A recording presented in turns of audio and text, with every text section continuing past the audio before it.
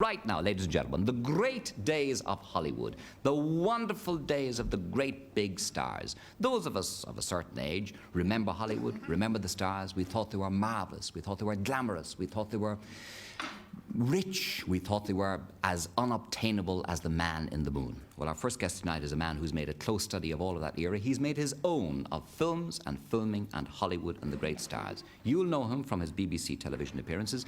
He's written several books on the subject, the movie greats, the cinema greats, and his latest book is called The Film Greats, in which he examines the careers of John Wayne, David Niven, Bing Crosby, Henry Fonda, et al. And the book is the basis for a television series which is now going out on BBC One and which no doubt RTE will show in due course. Would you welcome, please, Mr. Barry Norman. Now, good day, sir. Take this seat.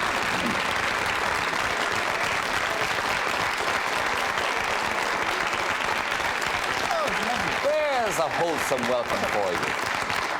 There he was. Will anybody know me, he was saying before he came on. Will anybody know me? Dear, oh dear. In the introduction to the book, Barry, you talk about what makes a star. What are the, is it charm or is it talent or whatever? Expand on that for me a little. Well, it's the one thing I've been trying to do since 1977, when I started first doing the Hollywood Greats, is to isolate and identify this curious thing called star quality. And I'm as far from that as I've ever been. I really don't know what it is. I think all the stars have got, mostly they're good looking, mostly they've got sex appeal, mostly they've got charm, or to use this awful modern word, charisma. But they've all got something a bit, you know, you and I have got all these things, Gay, and these people have got something else. I mean, you've got this as well, this star quality. But what is it?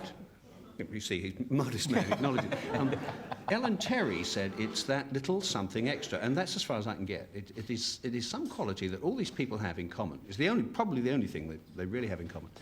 And it's the quality that makes you, when you're watching them in the cinema, you watch them. You watch Steve McQueen. It doesn't matter what the other guy's doing or who the other guy is. It doesn't matter what that guy's saying. It is Steve McQueen that you watch. And that's the quality. Now, if I knew what it was, I would patent it, and I would get ICI to sell it for me, and I would make a fortune. And yet, you can't really say that Bing had sex appeal. No. No. No. No, Bing didn't have sex appeal. Bing had an overabundance, not an overabundance, that's unfair. He had abundant charm. He had probably more charm than your average star. And maybe that made up for the sex appeal. I think Bing was the kind of the big brother figure, and later on the father figure. Avuncular, I think, is probably a good word for him. But no, I would agree he didn't have sex appeal, but he had all the other things. Now, you inquired into Bing's life. You weren't there to sort of knock him down or anything like that. But apparently, like so many of them, their home life, their personal lives were not as successful as their stardom lives. No, that's true. It was particularly true, I think, of Crosby. He was an immensely complex man. And he was all the things. You see, he was on screen, on stage, he was this relaxed, easygoing, laid-back charmer. And he was that. But also at home, particularly with his first family, he was a martinet. He was a strict disciplinarian. And his first 4 boys, by his first wife, Dixie, appear to have had a really awful time. Gary, the eldest son, said that throughout his entire childhood, he never could remember trying to do something right. He spent his whole time trying to stop doing something wrong, because if he did something wrong, there'd be this cry from the corridor, "Come in here, Gary," and then the punishment would be inflicted. Now, I'm quite sure that Bing thought he was acting in the best interest of his kids, and I think it all goes back to his own childhood, where he came from an Irish-American family, and the mother was the strict one. She ran the family. And she too was a martinet. She believed in corporal punishment and strict discipline. And at one time she wanted Bing to be a priest. Now, when he left home and went out and became a singer, he rebelled against all that. He became a big drinker, he became a womanizer, and a hellraiser generally. And then later, when he got married and had children of his own, then suddenly he reverts. Yeah, yes, absolutely. Yes, and the strange thing is that when he was playing the priest in The Bells and Going My Way, he apparently came off the booze altogether for that period. Is that so? Yes, he did. You know, that was fascinating, because I was talking to Risa Stevens, the opera singer, who was in the film with him in Going My Way. And she said that she was quite convinced that he would actually have liked to be a priest. And what was interesting about that was that she didn't know the mother's early ambitions for him. So, yeah, I think his religion was very, very important to Bing. Did he have an affair with Grace Kelly? I think so, yes. Almost certainly he did. I don't think it was a very serious one. I don't know. What a thing to say. If I had an affair with Grace Kelly, I think I'd be very serious. Yeah.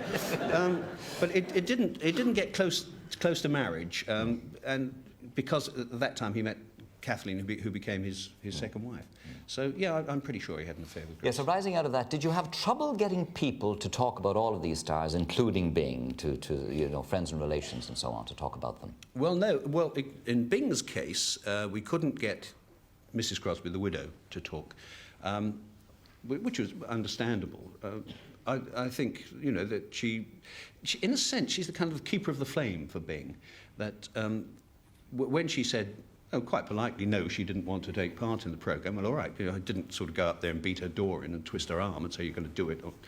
So we left her. And I got out from the archives all kinds of interviews that she'd given about Bing to ABC television, NBC, CBS, and all the rest of it. And what came across was somebody who was keeping alive a memory of Bing, which I'm sure is true to her, but I don't think it was true of the man generally. And all her interviews, in all her interviews, Bing came across as somebody who was just about perfect. Now, I'm not even perfect, you know, and I'm sure Bing wasn't perfect either. But she protected him to such an extent that she would go also on television when Gary Crosby's book came out, in which he told a lot of the stark truths to him about his father. She actually went on television and said these were lies. You know, as Gary said, well, what does she know? I mean, she wasn't there. It was my life. There, right? Yeah. Yes, indeed.